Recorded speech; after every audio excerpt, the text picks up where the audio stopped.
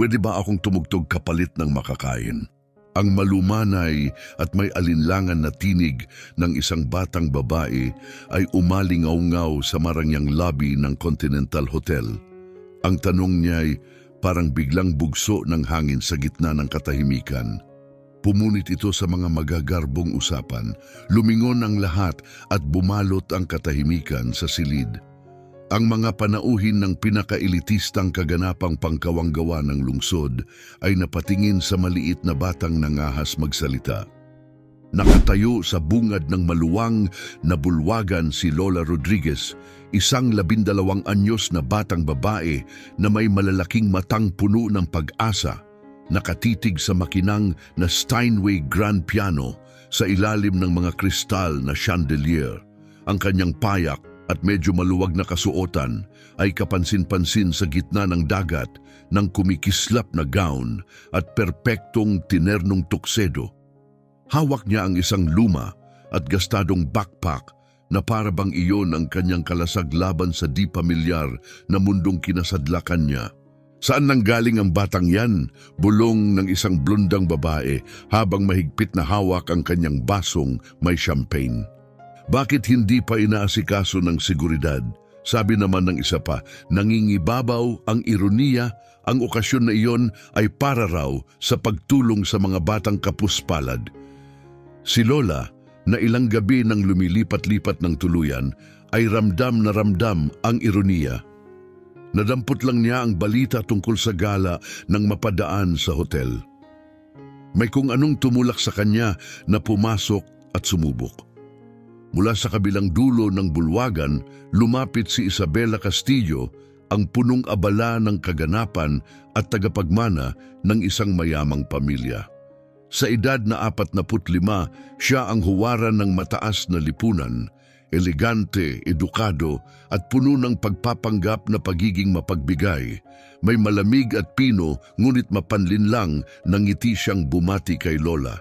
"Iha," sabi ni Isabela na may halong huwad na kabaitan, "hindi para sa iyo ang lugar na ito.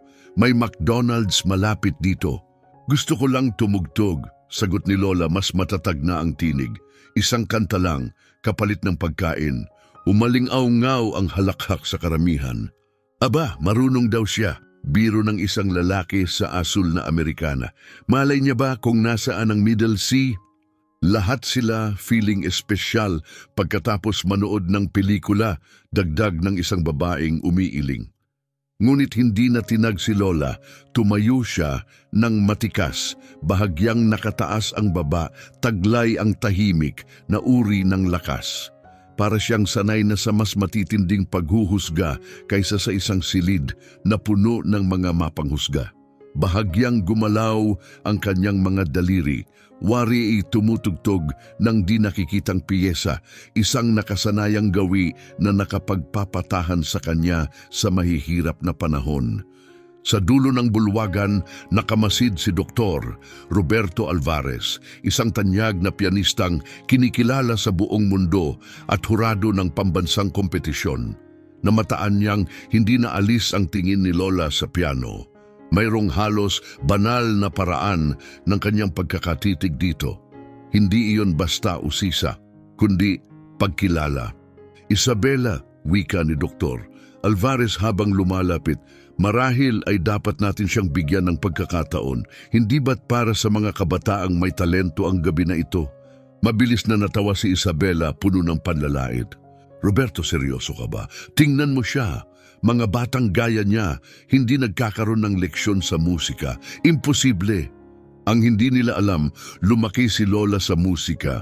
Hanggang edad 8, kasama niya ang kanyang lola, isang mahusay na klasikong pianista na hindi kailanman nabigyan ng pagkilala dahil sa kulay ng kanyang balat.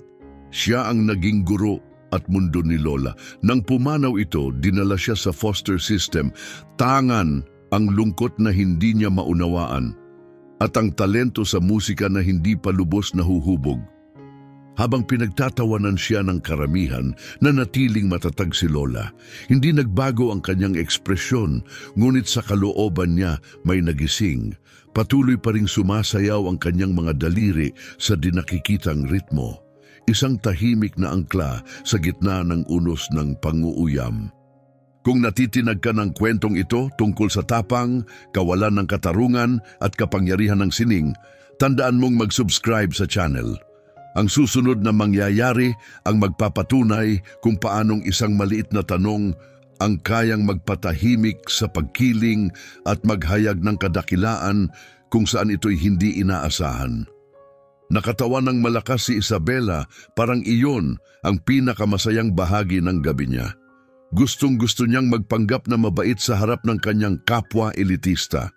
Sige, wika niya puno ng huwad na tamis, gawin nating mas kawili-wili. Pwede kang tumugtog pero sa dalawang kondisyon, napalingon ng lahat, inaasahan ng palabas. Una, dagdag ni Isabela, taas ang isang daliri, isang kanta lang at kami ang pipili. Ikalawa, kapag maganda ang tugtog mo, ako mismo ang magpapakain sa iyo ng masarap na hapunan. Pero kapag pumalpak ka at alam nating lahat na ganun ang mangyayari, aalis ka agad at huwag nang gambalain ang mga matinong tao. May ilang napasinghap, kalupitan yan, bulong ng isang matandang panauhin. Ngunit nalunod ang kanyang tinig sa tawanan ng iba. Hindi gumalaw si Lola. Nakatitig pa rin sa piano kahit naglalaro na sa isip niya ang alaala. Naririnig niya ang tinig ng kanyang lola. Ihayag mo sa musika, anak. Ang musika ay nagsasabi ng katotohanan. Hindi nito alintana ang kulay o katayuan. Tinatanggap ko. Mariin at matatag ang sagot ni Lola. Masusing nakamasid si Dr. Alvarez. May kakaiba sa tindig ng bata sa paraan ng kanyang pagkakatitig sa piano na pamilyar. Sa 3 dekada ng pagiging hurado, nahasa na ang kanyang pakiramdam sa pagtukoy ng pambihirang talento. At ang batang ito ay gumigising ng lahat ng kanyang pakiramdam. Perpekto, palakpak ni Isabela na may panunukso. Ngayon, pumili tayo ng piyesa mo. Napadpad ang tingin niya kay Eduardo Reyes, isang bar pianistang mas kilala sa kayabangan kaysa sa husay. Eduardo, sigaw ni Isabela, ano ang ipapatugtog natin sa maliit na prodigy? Ngumisi si Eduardo, bakit hindi Für Elise ni Beethoven? Lahat naman sinusubukang tugtugin yan kapag unang beses nilang humarap sa piano. Tingnan natin kung makalampas siya sa unang ilang nota. Muli, nagtawanan ng lahat, umaasang mapapahiya ang bata. Ngunit simpleng tumango si Lola, dahan-dahang lumapit sa piano. Malakas ang tibok ng puso niya, hindi sa takot, kundi sa mas malalim na dahilan. Isang pagkakaugnay, isang tinig mula sa nakaraan na marahang bumubulong. Tumugtog ka anak, tumugtog ka lang. Kung tunay siyang marunong tumugtog, wala itong problema. Umalingaw-ngaw ang tawanan sa buong bulwagan sa mapagmataas na biro ni Eduardo. Bagamat madalas ituring ng mga karaniwang nakikinig na simpleng piyesa ang Für Elise, alam ng mga tunay na pianista na iba ang katotohanan. Kailangan ng tunay na husay para tugtugin ito ng walang bahid ng mali. Isang tusong bitag. Kung kaunti lamang ang alam ni Lola, siguradong madadapa siya. Kung wala, ni hindi niya malalaman kung paano sisimulan. Napakagandang pagpili, ani Isabela, habang dahan-dahang pumapalakpak, kumikislap ang mga mata. Isang kantang napakasimple, kahit sinong batang may leksyon sa piano ay alam ito, walang puwang para sa palusot. Tahimik lang na tumango si Lola at nagsimulang maglakad patungo sa piano. Mabagal ngunit matatag ang kanyang mga hakbang at ang kakaibang katahimikan sa kanyang presensya ay nakapag-uga ng ilang panauhin sa likuran. May di pangkaraniwang lakas sa kanyang tindig, higit pa sa inaasahan mula sa isang batang nasa nakakahiyang sitwasyon. Pagdating sa upuan, inayos niya ito ng may pamilyar na kilos. Binabaan ng bahagya, saka inilipat para hanapin ang tamang posisyon. Habang nakamasid, nakaramdam si Dr. Alvarez ng panlalamig sa batok. Hindi iyon mga kilos ng baguhan, ito'y mga automatikong gawi ng isang taong sanay na. Tignan niyo yon, bulong ni Isabela na may panunukso sa kanyang grupo. Ni hindi niya alam kung paano maupo ng tama. Kita mo na hindi pa siya nakahawak ng totoong piano, dagdag ng isa, sabay ngisi. Ngunit ibang bagay ang nakita ni Dr. Alvarez. Ang tiyak na pag-aayos ng taas, ang tuwid na tindig, ang mga kamay na nakahanda sa ibabaw ng mga toots na tila galing sa aklat ng klasikal na pagtuturo. Hindi iyon peke. Mga kilos iyon na pinanday ng taon-taong pagsasanay. Pumasok sa isip ni Lola ang mga alaala ng nakaraan. Ang kanyang lola, si Teresa, isang mahusay na pianista na minsang nagtangkang sumali sa konservatory ng lungsod noong dekada 60, ang naging kanyang mundo. Sa kabila ng talento, tinanggihan si Teresa dahil lamang sa kulay ng kanyang balat, ngunit hindi siya sumuko. Ginawa niyang tahanan ng musika ang kanilang simpleng bahay, tinuturo ang tumugtog ang mga bata sa kanilang lumang upright piano. Musika ang wikang nauunawaan ng lahat. Madalas sabihin ni Teresa habang hinahaplos ang maliliit na daliri ni Lola sa mga toots. Kapag puso mo ang nagsalita sa bawat nota, hindi makikita ng tao ang balat mo. Mararamdaman nila ang kaluluwa mo.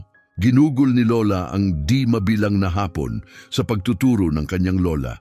Hindi lang ang mekanika ng musika, kundi pati ang damdamin sa likod ng bawat parirala. Pagkamatay ng kanyang lola at ang mapait na pagkakahiwalay sa lahat ng pamilyar, kumapit siya sa musika na parang lifeline.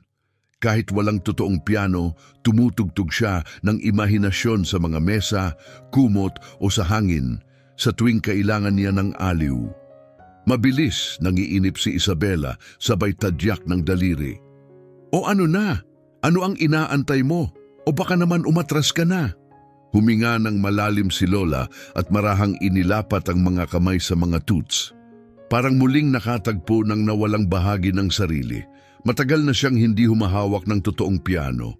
At ang pakiramdam ng mga toots sa kanyang daliri ay parang kuryenteng dumaloy sa buong katawan niya. Pinindot niya ang unang nota. Tumunog itong malinaw at busilak parang kampana na pumunit sa hangin. Napalingon ang lahat. Hindi iyon mahinang tapik ng batang nag-aakalang marunong. Ito'y sinadya, kontrolado, mula sa isang taong alam ang kanyang ginagawa. Lumapit si Dr. Alvarez, lalo pang umigting ang interes. Ang isang nota lamang na iyon ay nagsiwalat ng napakarami, perpektong pagkakalagay ng daliri, tamang bigat, wasto ang sustain at tumpak ang pagpindot. Hindi iyon basta swerte, mga palatandaan yon ng seryosong pagsasanay. Swerte lang, bulong ni Isabela, ngunit bakas na ang pag-aalinlangan sa kanyang tinig. Sinimulan ni Lola ang pambungad na parirala ng Fiorellis. Dumaos-dos ang kanyang mga kamay sa mga toots ng may likas na daloy. Bawat nota'y malinaw at buo. Parang matagal nang nananahan ng piyesa sa kanyang loob. Walang pagkakamali, walang alinlangan. Hindi siya basta tumutugtog ng mga nota. Nagsasalita siya sa pamamagitan ng mga ito. Ngunit higit na ikinagulat ni Dr. Alvarez, hindi ang teknikal na husay niya, kundi ang kanyang interpretasyon. Tumugtog siya ng may lalim ng damdamin, maingat na hinuhubog ang bawat parirala. Ang pagtaas at pagbaba ng dinamika, ang bigat ng bawat katahimikan, lahat ay may kahulugan. Isang uri ng sining na karaniwang inaabot ng dekada bago makuha. Ang bulwagan na kanina lamang ay puno ng ingay at kalansing ng mga baso ay binalot ng katahimikan. Walang kumilos. Napatigil ang mga waiter, hindi makapagsalita ang mga panauhin, lahat ay nakatitig sa batang nasa piano. Naramdaman ni Isabela ang buhol sa kanyang sikmura. Lumilihis na ang lahat sa kanyang plano, ang dapat sanay kahihiyan para kay Lola at pagpapakita ng kanyang kapangyarihan ay nagiging kabaligtaran. Sino ba talaga ang batang ito? Nang marating ni Lola ang mas komplikadong bahagi ng piyesa, bumilis ang tibok ng puso ni Dr. Alvarez. 40 taon siyang kumikilala ng mga may talento at ang nasasaksihan niya ngayon ay hindi lang basta pambihira, kundi nakakawasak ng lahat ng inaasahan. Ang kanyang pagtugtog ng mga pababang arpedyo, isa sa pinakamahirap na bahagi, ay walang kahirap-hirap. Bawat nota ay dumausdos ng maayos, walang sablay. Ang kanyang kontrol sa tempo, paggamit ng rubato, at ang timing sa sustain pedal, lahat ay ganap na bihasa, hindi lang kahanga-hanga para sa bata, ganap na mahusay. Hindi ito totoo, bulong ni Dr. Alvarez, lalo pang lumapit para masdan ng malinaw. Samantala, naramdaman ni Isabela ang pagbabago ng damdamin ng karamihan. Nag-iba ang ihip ng hangin, may makapangyarihang nangyayari at wala na siyang kinalaman dito. Malinaw na minemorya niya lang ito sa YouTube. Biglang sambit ni Isabela, desperadong bawiin ang kontrol. Mga bata ngayon ginagaya ang lahat.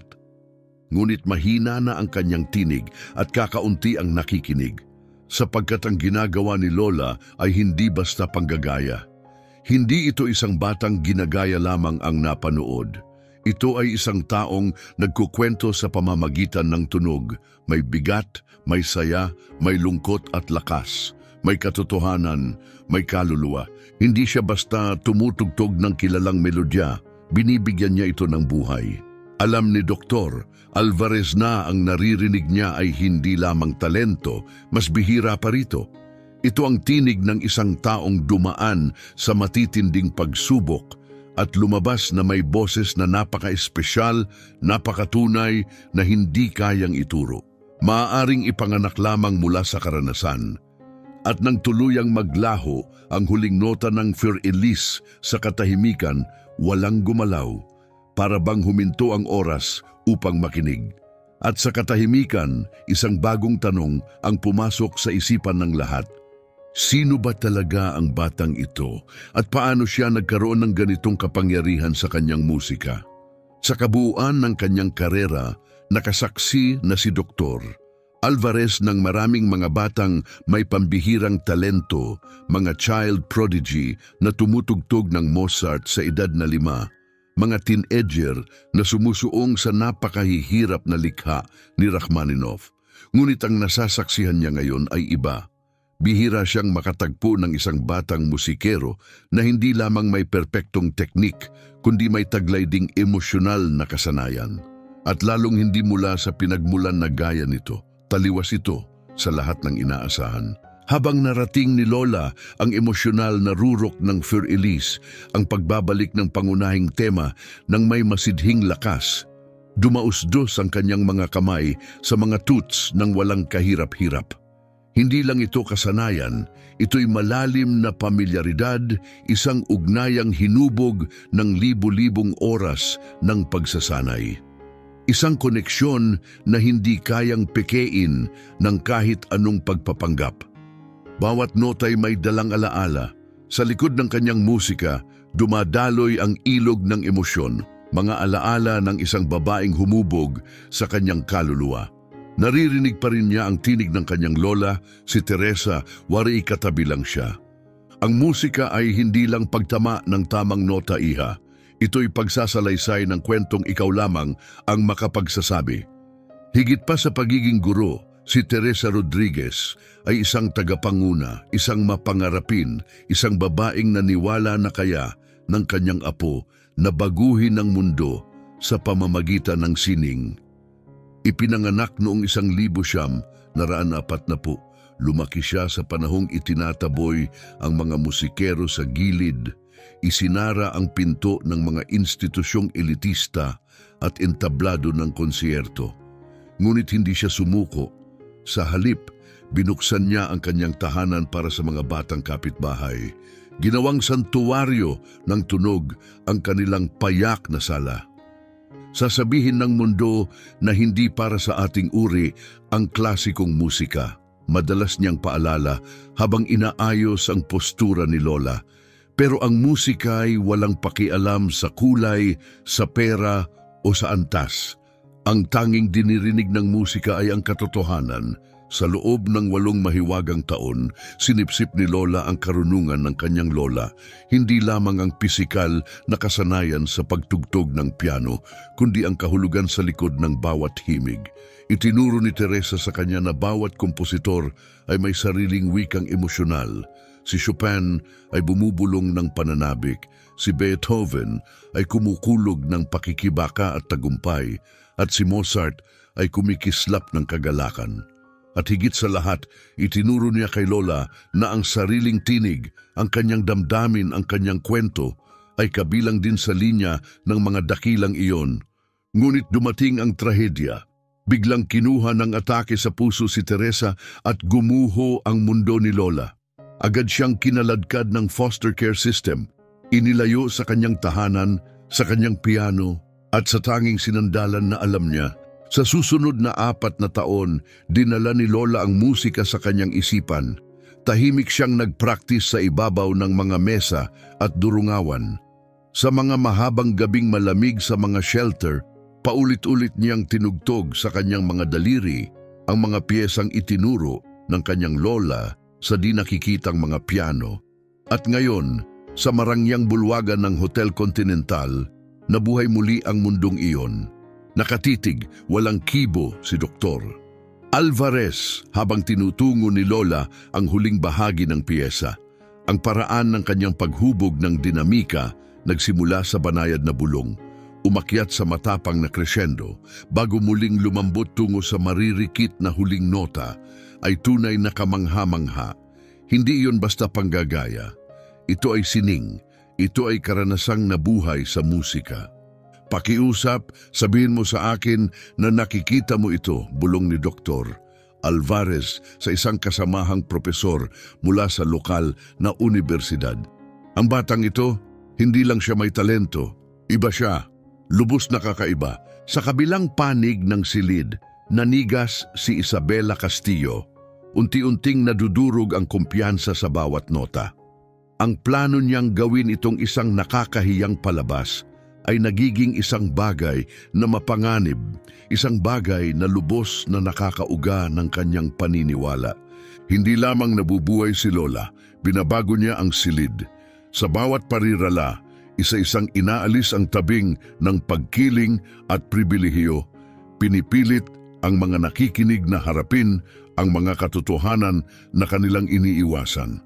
Ang lahat ng pinaniwalaan ni Isabela tungkol sa uri, talento at akses ay hinahamon sa kanyang harapan. Kailangang may daya ito, bulong niya sa mga katabi. Siguradong may lihim siyang guro, may sponsor na mayaman, may ganon. Ngunit habang sinasabi niya ito, alam niyang bumabagsak ang kanyang argumento, sapagkat ang kanyang nasasaksihan ay hindi kayang bilhin. Nagmula ito sa pag-ibig, sa pagkawala at sa katatagan, mga karanasang hindi kayang likhain ng pera. Tinapos ni Lola ang huling mga akord ng Für Elise nang may nakabibighaning lambing.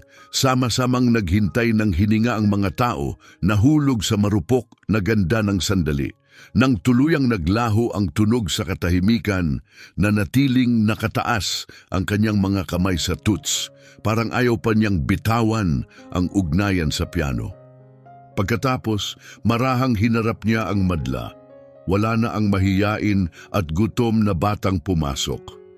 Sa kanyang lugar ay nakaupo ang isang batang musikero na tahimik na idineklara nang walang salita kung sino siya. Nanatiling tahimik ang silid, nakatulala sa kanilang nasaksihan. Pagkatapos, si Dr. Alvarez, kumikislap ang mga mata, ang unang pumalakpak, marahan, may paggalang. Kumalat iyon na parang pintig ng tambol sa bulwagan. Isa-isa sumunod ang iba hanggang ang buong silid ay napuno ng malakas at taos-pusong palakpakan. Kumislap ang mga chandelier, tumayo ang mga tao para magbigay galang. Itinabi ng mga waiter ang kanilang tray. Tumigil ang lahat ng usapan, wala ni isang hindi naaantig. Nakatayo si Isabela, hindi makapaniwala habang ang kanyang pinlanong kahihiyan ay naging abo. Ang batang inaasahan niyang mapapahiya ay nagpakita ng mas mahalaga kung ano ang tunay na kadakilaan. At higit sa lahat, dama niya sa mga mukha ng mga tao, pagdududa sa sistema, pagdududa sa kanilang sariling paghuhusga, pagdududa sa lahat ng akala nilang alam nila. Kung nagkamali tayo tungkol sa batang ito, ano pa kaya ang mali ang ating iniisip? Nananatili sa piano, kalmado pa rin si Lola. Hindi niya tinanggap ang palakpakan ng may kayabangan, kundi may tahimik na pagtanggap. Dumaloy ito sa kanya na parang ulan matapos ang mahabang tagtuyot. Sa likod ng kanyang mga mata, walang pagmamalaki, kundi isang tumitinding pagkaunawa sa epekto ng kanyang ginawa. Naikwento niya ang kanyang istorya. At sa wakas, nakinig ang mundo. Lumapit si Dr. Alvarez ng marahan, nangingibabaw pa rin ang pagkamangha. Iha, wika niya na may paggalang, maaari ko bang malaman kung saan ka nag-aral? Sino ang nagturo sa'yo? Dapat napakahusay ng iyong guro. Tumingala si Lola, bukas ang ekspresyon at tapat. Sa ilang segundo, nakita ang lahat ng sakit na dala-dala niya sa kanyang mga mata. Ang lola ko ang nagturo sa akin, marahang niyang sagot. Sabi niya, ang musika lang ang bagay na hindi kailanman maaagaw sa akin ng kahit sino. Tumama ang sagot na yon kay Dr. Alvarez na parang isang paghahayag, hindi isang akademya, hindi isang prestihiyosong konservatory, hindi mga leksyon mula sa sikat na guro, isang lola. Pag-ibig, hindi karangyaan ang humubog sa batang ito. At sa sandaling iyon, napagtanto ni Dr. Alvarez ang isang malalim na katotohanan. Lahat ng itinuro ng mundo ng klasikal na musika tungkol sa talento, kung saan ito nagmumula at kung sino lamang ang may akses dito, ay isinulat muli ng isang 12 anyos na batang tumutugtog mula sa kanyang kaluluwa. Kahit umaling-aungaw sa bulwagan, ang palakpak na may pag-aalinlangan at katahimikang puno ng pagkabigla, naunawaan ni Lola na may nagbago. Hindi na lamang siya isang batang babae na humihingi ng pagkain.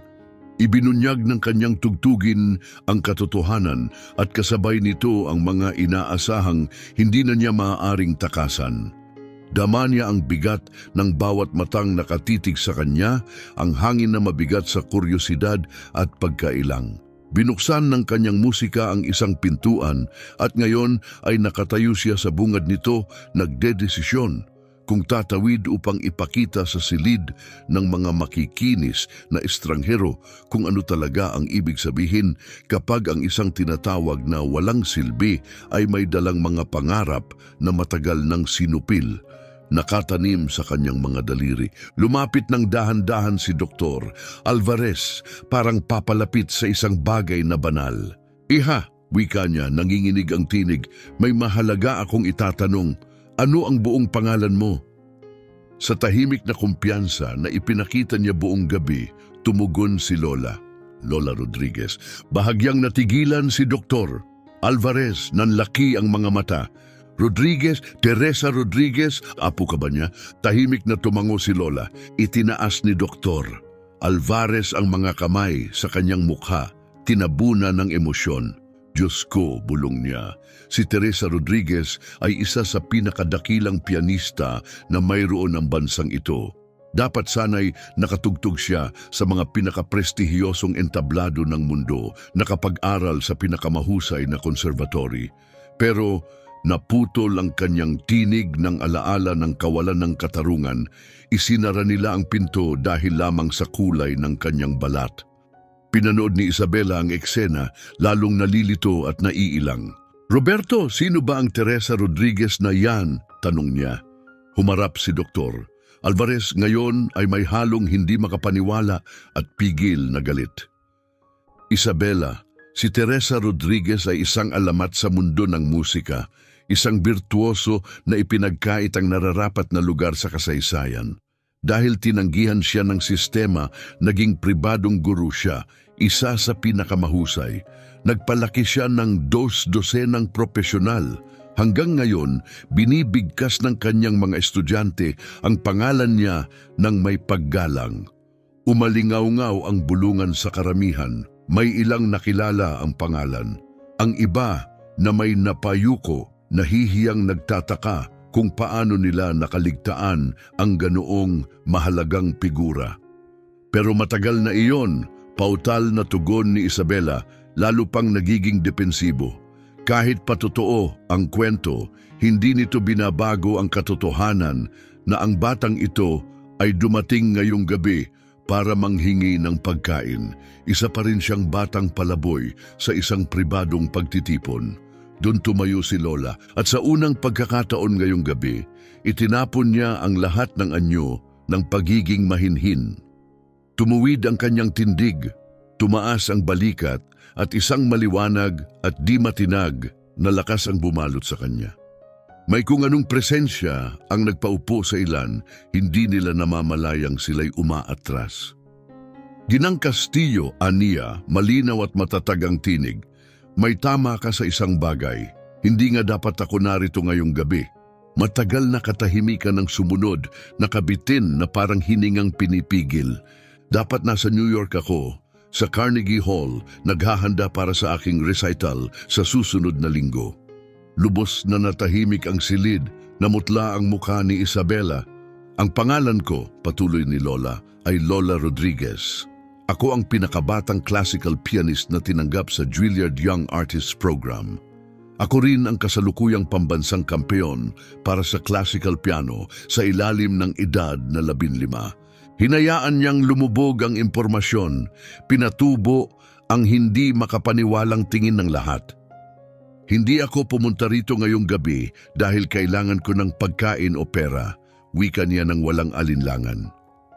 Nagningning ang mga mata ni Dr. Alvarez sa biglang pagkaunawa. Ang dokumentaryo, bulong niya. Ikaw ang gumagawa ng dokumentaryo.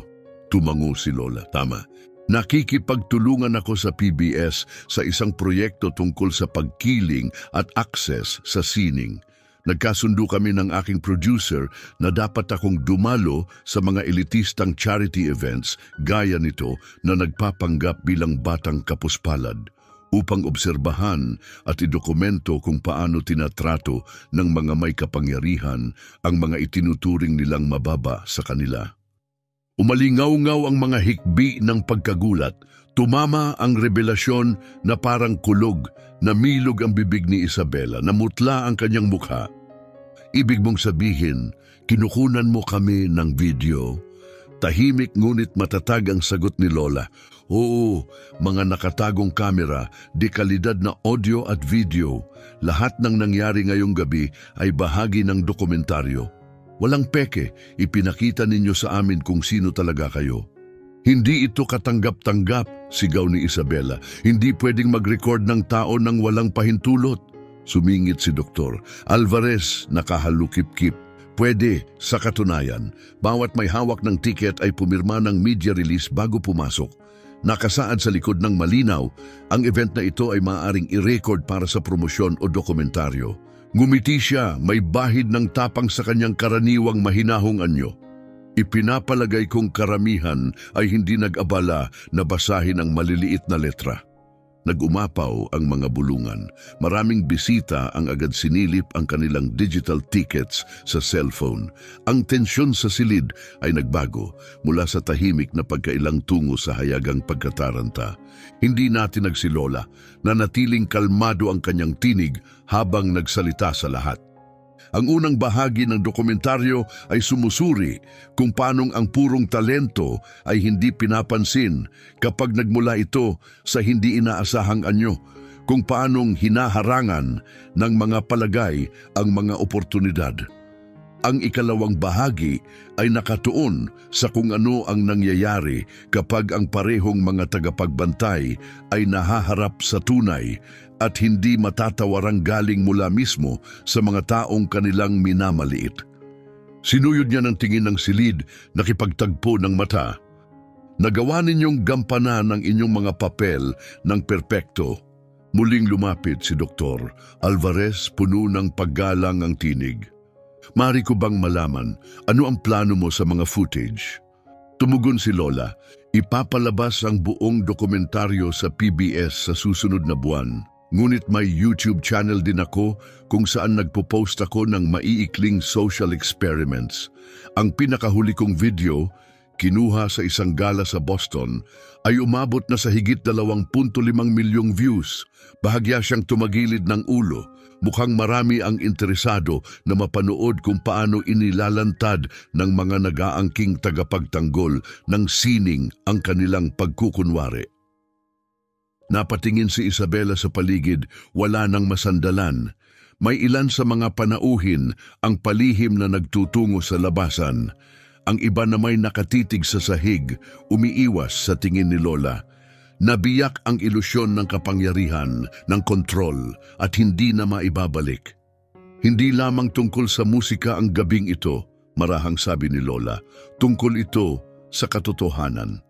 Nakatigil ang karamihan, bakas ang takot sa kanilang mga mukha habang dahan-dahang lumulubog ang bigat ng mga pangyayari. Si Isabela Castillo na minsang hinangaan dahil sa kanyang katayuan at galing sa lipunan, ngayon ay nakabuyangyang sa isang madlang hindi na lamang daan, kundi milyon-milyon. Sa loob lamang ng ilang araw, ang kanyang mga salita, ang kanyang tono, ang kanyang kalupitan ay ipapalabas sa buong bansa. At ang kanyang pangalan ay hindi na maiuugnay sa lipunang mataas, sa karangyaan o sa kawanggawa, kundi sa malamig na elitismo at tahimik na pagkiling. Ginang Castillo, wika ni Lola, diretsong hinarap siya. Malamig ngunit makapangyarihan ang tinig niya, pumunit sa katahimikan na parang baton ng isang konduktor. Buong gabi, sinasabi mo sa akin, kahit hindi mo bigkasin, na ang mga kagaya ko ay walang lugar dito, na wala kaming halaga, na wala kaming puwang sa sining, sa karangyaan, o sa alinmang espasyo na para raw sa kadakilaan. Bumagsak ang ganap na katahimikan, ang kanyang tinig na dati mahina at mahinhin, ngayon ay taglay ang lakas na hindi maaaring ipagsawalang bahala. Ngayon, dagdag niya, makikita ng mundo kung anong klaseng tao ka talaga. Binuka ni Isabela ang bibig, ngunit walang salitang lumabas. Namuo ang panik sa kanyang lalamunan habang ramdam niyang bumabagsak ang imaheng pinaghirapan niyang buuin at wala siyang magawa para pigilan ito. Sinuyod ni Dr. Alvarez ang mga mukha sa silid, kita ang pagkagulat, hiya at lumalaking takot. Ilan na sa mga ganitong event ang naitala mo? Tanong niya ng marahan. 12, sagot ni Lola. At sa bawat pagkakataon, tumingin siya ngayon sa buong silid. Pareho ang istorya, mga taong nagsasabing mahal nila ang sining at naniniwala sa oportunidad. Hanggang may isang taong hindi kahawig nila ang pumasok sa pintuan. Muli niyang hinarap si Isabela sa huling pagkakataon. Ang pagkakaiba natin, Ginang Castillo, ay noong tunay akong walang tirahan, pagkamatay ng aking lola at wala na akong kasama, natutunan kong ang dangal ay walang kinalaman sa yaman, reputasyon o kung sino ang nakapaligid sa iyo. Ang dangal ay kung paano ka makitungo sa kapwa kapag iniisip mong walang nakakakita. Mabigat ang katahimikan na sumunod. Alam ng lahat sa silid na naging bahagi sila ng isang bagay na hindi na mabubura kailanman. At sa lalong madaling panahon, sila'y huhusgahan, hindi ng mga elitista, kundi ng mga ordinaryong taong nanonood mula sa kanilang tahanan, telepono at laptop. Tahimik na bumalik si Lola sa kanyang upuan at kinuha ang maliit na recording device mula sa kanyang backpack. At ang tanong na nakabitin ngayon sa buong silid, gaya ng ulap ng bagyo, ay nakakatakot.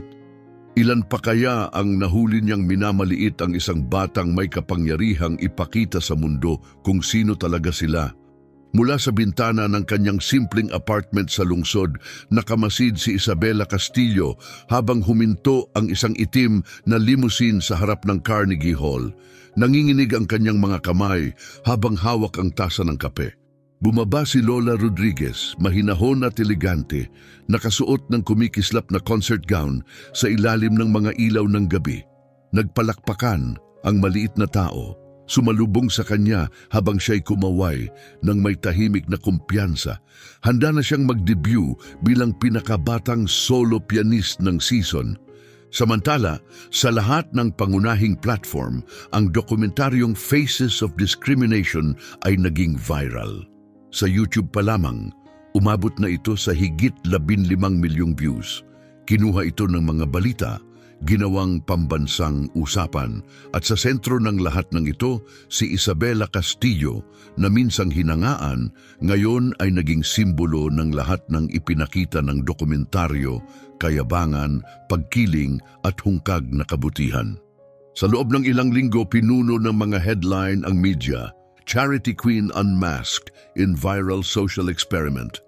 How one young pianist exposed high society's deepest flaws. Nawala kay Isabela ang lahat, mga kliyente, reputasyon at ang lugar niya sa lipunan na minsan niyang pinamunuan. Nagsara ang kanyang event company at ngayon ay tahimik na nagtratrabaho bilang assistant sa isang maliit na law firm. Sinusubukang buuin muli ang kanyang sira-sirang imahe. Ngunit kay Lola, nagsisimula pa lamang ang kanyang kwento. Naging tagapayo niya si Dr. Alvarez, ginagabayan ng kanyang karera sa masalimuot na mundo ng klasikal na musika. Tinulungan siyang patalasin ang kanyang mga performance, pamahalaan ang mga oportunidad, at tahakin ang maraming pintong biglang bumukas para sa kanya. Ang Continental Hotel, sugatan sa backlash, ay naglunsad ng full scholarship program para sa mga kabataang musikero mula sa mga komunidad na kulang sa oportunidad. At sino ang ginawa nilang mukha ng inisyatiba? Lola Rodriguez. Sa kanyang unang pambansang TV interview, nakaupo sa tabi ni Dr. Alvarez, diretsyong tumingin si Lola sa kamera at sinabi, "Walang pakialam ang musika kung saan ka galing, kung ano ang itsura mo o gaano karami ang pera mo. Isa lang ang wika ng musika, katotohanan. At kapag tumugtog ka ng may katotohanan at pasyon, walang balakid na makakahadlang." Ang kanyang mga salita ay umalingaw-ngaw lagpas sa entablado. Sa buong bansa, nagsimulang suriin ng mga paaralan ng musika ang kanilang proseso ng pagtanggap. Naglunsad ng bagong outreach programs ang mga conservatory at ang mga batang may talento mula sa mga pamilyang dati isinara ang pintuan ay ngayon iniimbitahan na. Nagsisimula ang pagbabago at lahat ay nag-ugat sa isang batang nangahas magtanong, "Pwede ba akong tumugtog kapalit ng makakain?" Sa kanyang apartment, nakaupo si Isabela sa mesa ng kusina, mabigat ang dibdib. Sinubukan niyang durugin ang isang batang inakala niyang walang-wala. Sa halip, ang batang iyon ang nagtapat ng salamin sa kanyang kaluluwa at ibinunyag ang lahat ng kanyang itinago sa buong buhay. At sa unang pagkakataon, naunawaan ni Isabela ang tunay na kadakilaan ay hindi nabibili. Hindi ito namamana at lalong hindi ito nasusukat ng mga tatak na idinidikta ng lipunan. Hindi siya winasak ni Lola. Hindi iyon kailangan. Ang tunay na tagumpay ay ipinakita ng batang iyon na kahit sa gitna ng kalupitan, pagkiling at pagdududa, ang tunay na talento at di matitinag na dangal ay laging aangat. Kung ang kwentong ito ng katatagan, katarungan at katalinuhan ay tumimo sa iyo, huwag kalimutang mag-subscribe sa channel. Hatid namin ang mga totoong istorya na nagpapatunay ng isang bagay. Ang tunay na kadakilaan ay mas maliwanag na nagniningning kapag pilit itong pinapatay ng mundo. Sapagkat kahit sino ka man o saan ka man nagmula, mahalaga ang iyong tinig, mahalaga ang iyong talento, at ang iyong katotohanan ay hindi mapipigilan